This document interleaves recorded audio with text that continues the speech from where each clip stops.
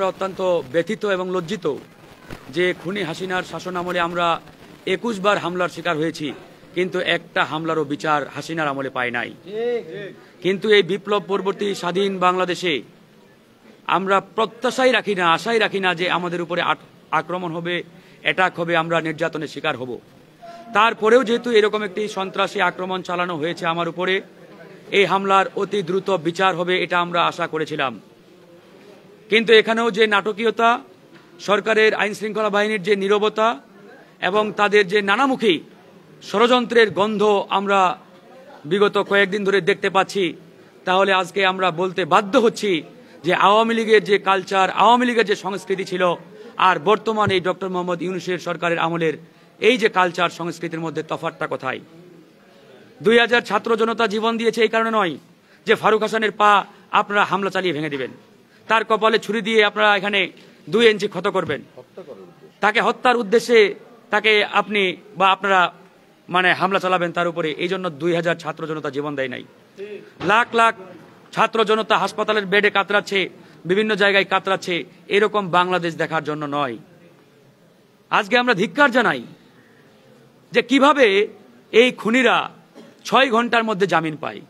২ জন আক্রমণকারীকে police গ্রেপ্তার করেছিল, তাও আমাদের চাপে। আমরা বারবার পুলিশকে বলেছি যে আমাদের নেতা কর্মীরা বাংলাদেশের সব জায়গা থেকে প্রচন্ড ক্ষুব্ধ। ঢাকার নেতা কর্মীরা ক্ষুব্ধ, তারা আমার সিগন্যাল চাই, আমাদের সিগন্যাল চাই। তারা বারবার বলে ভাই আপনারা সিগন্যাল দেন, এই হামলাকারীরা যে জায়গায় আছে সেখান থেকে তুলে এনে তাদেরকে আমরা যা ইচ্ছা তাই করবো। আমলে ছাত্রলীগের সন্ত্রাসীরা আমাদের উপরে আক্রমণ করত, এরপরে প্রেস ব্রিফিং এসে মিডিয়ার সামনে বলতো যে ওরা নিজেরাই ধাক্কাধাক্কি করে আহত হয়েছে। তারপরেও লোক দেখানো যদি পুলিশ ২-১ জনকে গ্রেপ্তারও করত, একদিক দিয়ে তারা ঢুকতো, আরেক দিক দিয়ে ফুলের মালা নিয়ে বের হইতো। ঠিক একইভাবে আমরা দেখেছি এই খুনিরা কারাগার থেকে, কারাগারে তো যায় নাই, ওই আদালত থেকে বের হয়ে তাদের গলায় ফুলের মালা আর ওই দুধ দিয়ে তাদেরকে গোসল করানো হয়েছে।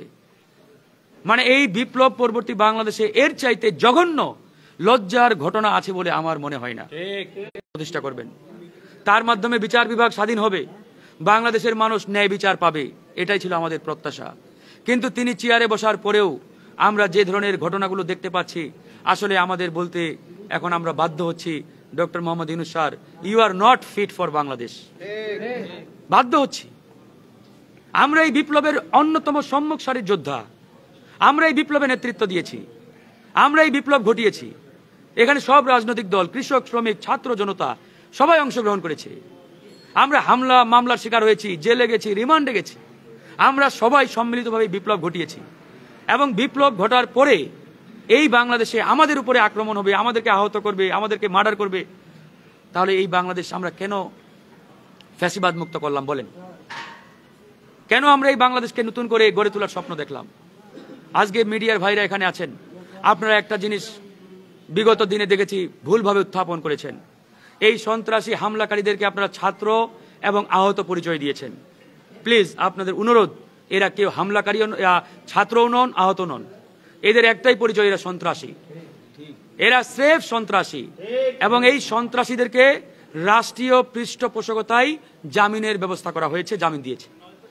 তা না হলে জামিন অযোগ্য ধারায় মামলা হওয়া সত্ত্বেও কিভাবে ৬ ঘন্টার মধ্যে জামিন পাই? তাহলে এখানে যে জজ সাহেব জামিন দিয়েছেন তিনি অসহায়। আমরা হাসিনার আমলে শুনেছি এবং বিচারকরাও বলেছেন যে মামলাগুলোর রায় গণভবনে লেখা হতো, গণভবন থেকে মামলার রায় রেখে কোর্টে পাঠানো হতো, জজ সাহেব শুধু এজলাসে উঠে এজলাসে উঠে পড়ে শোনাতেন, সব মামলার রায় গণভবন থেকে আসতো।